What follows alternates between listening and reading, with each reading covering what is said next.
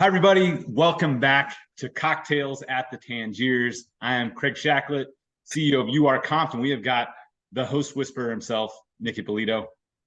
Hey, Craig. How are you, sir? Fantastic, buddy. Beautiful day here in Las Vegas. Weather's cooling down. I just got in from a long journey. I was at Santa Ana Star in New Mexico for a whole week. Oh, wow. And then right from there, I went to one of my faves in Stillwater, Oklahoma, Seven Clans, First Nation. Oh, very cool. Back to back, yeah. So a little tired, a little jet lagged, and I'm on my way to Spirit Mountain in Oregon Sunday.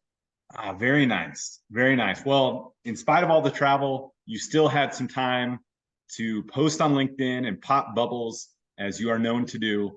And in the most recent one, maybe we'll try to post the screen grab on here. But you said that Las Vegas is like a puppet show. Tell me about this. What? Yeah, because I know some heads are exploding when they hear that. So walk us through. I don't know.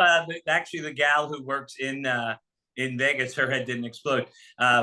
So that was off the. I did a meme, and it said "breaking news," live breaking news. All your hosts don't need to be coded to your top tier players. So, all the Native American casinos and even the Penn Gaming and the Lodge in Colorado, Affinity Gaming, Pinnacle, they posted, this is a concern. We should know about it. But I forget her name. I'm so sorry, but I think she works at Resorts World or Circa. And she said, "Is that a thing?" And I said, "Yeah, it's a thing." And I said, we got to talking, and she said something about Vegas. And I said, Vegas is a puppet show compared to the work and effort and the navigating that marketing and PD has to do in all these outer markets. I learned so much in the last 15, I was Nicky Vegas, right? I learned so much in the last 15 years of how hard it is. And how, what's that word? Stygious? No, whatever that word is. How hard it is and the effort that you have to diligently put in. It's constant and consistent in these outer markets. As you know, Craig, I mean, you visit them just almost as much as I do, or you work with them, you're in them. Trios is in there, URComped. So I called Vegas. I'll stand by it, baby. I worked on the strip long enough to know I got so much experience on the strip. No one can mess with that, and it's a puppet show compared to what these outer markets have to perform and the effort they have to put in both PD and marketing. And that was just one example. The way we have to look at the coding and who's driving the business and what business we own. We talked about business we own one other episode with you. Yeah, and I want to save the discussion about should you code all the top players, because I think that there's a lot of meat on that. So going back to let's say, what do you feel like is the biggest challenge that tribal operators or regional casinos face that maybe PD team on the Las Vegas Strip does not face? Well, let's look at it, common sense and logically, right? To go to Vegas, it's a destination. You have to get an airline ticket. You have to plan ahead. It has to be a vacation. It has to be time off from work. So a lot of that planning is already pre-done, predestined by the player. There's not much of that driving that business or building that growth. Most Vegas players come when they come. They have a set schedule. They have a set time that they come. Now, is there competition? Of course. One day I go to MGM. The next trip I go to Caesars. The next trip I go to Tropicana, right? Whatever. But it's not as competitive and saturated. That's, I think, the word. I think the word right now is saturated.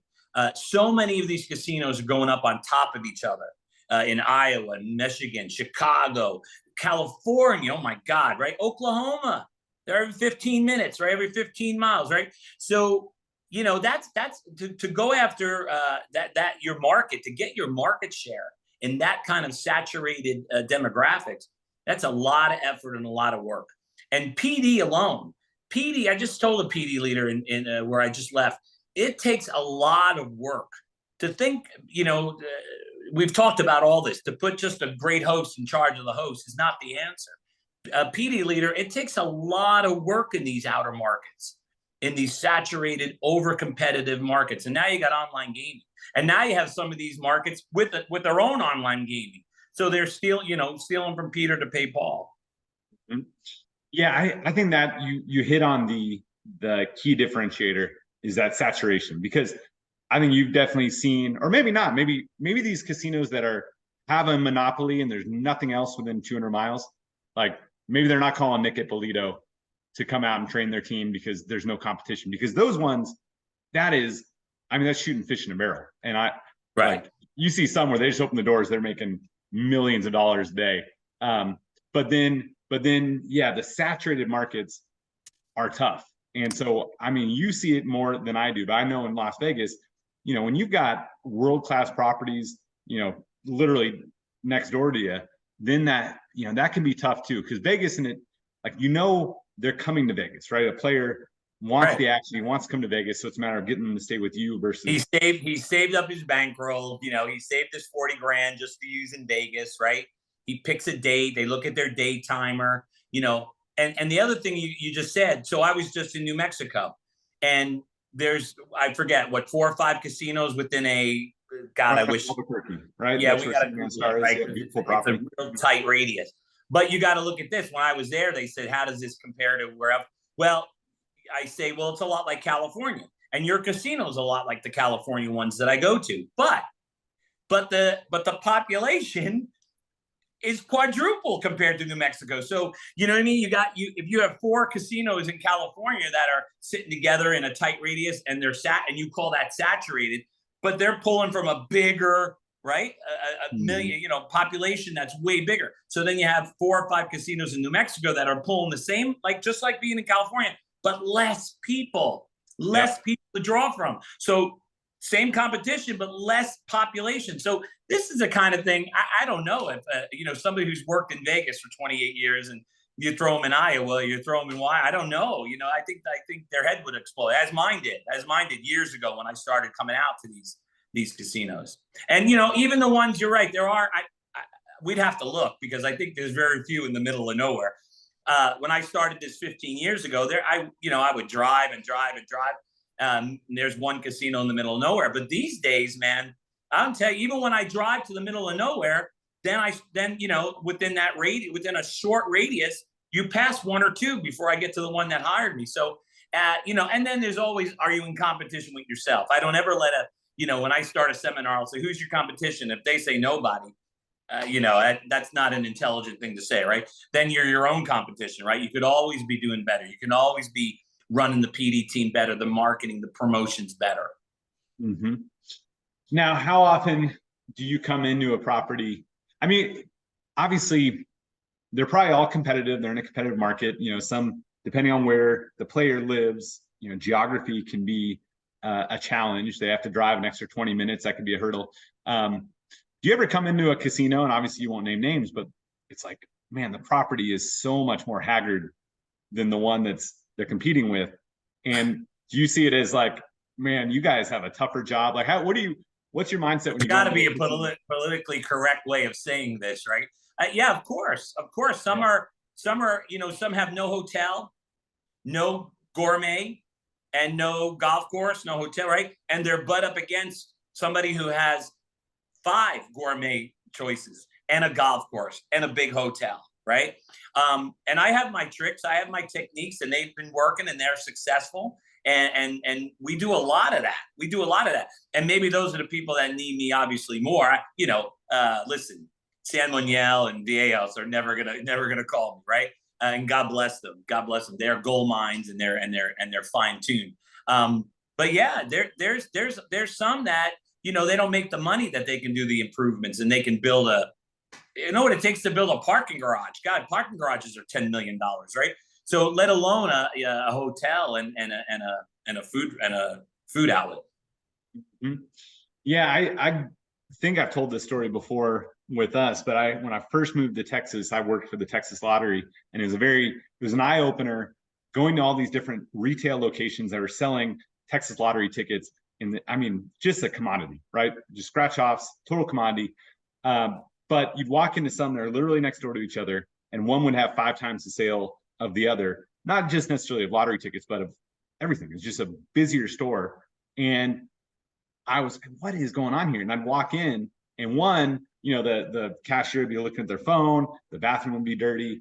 And then you walk in the other and be like, hey, Nick, how's it going? Hey, how's the family? Blah, blah, blah. Like, and it was an engaging cashier and a culture, because maybe it wasn't always the same cashier, but it was an engagement where the people felt special going in there, and they could buy the coffee for the same price. They could buy the Twinkie right next door, but they went to that one because of that service. And I know that's something that you emphasize with your trainings a lot, right?